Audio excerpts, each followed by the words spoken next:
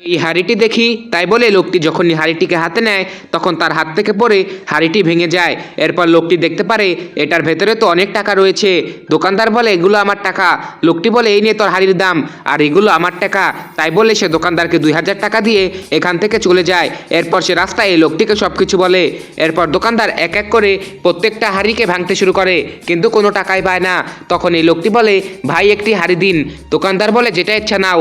এরপর লোকটি যখন হাঁড়িটি ভাঙে তার হাঁড়ি থেকে অনেকগুলো টাকা বের হয়। এরপর সে খুশিতে দোকানদারকে 5000 টাকা বকশিশ দেয় এবং এখান থেকে চলে যায়। এরপর দোকানদার এক এক করে সবগুলো হাঁড়িকে ভেঙে ফেলে, কিন্তু কোনো টাকাই পায় না।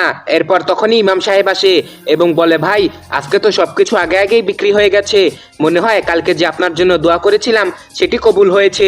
লোকটি বলে, কোনো দোয়াই কবুল হয়নি, সবাই লাখ লাখ টাকা পাচ্ছে আর আমি কিছুই পাইনি। লোকটি বলে, ভাই আজকে কত টাকার বিক্রি করেছেন? লোকটি বলে, বেশি না, 30,000।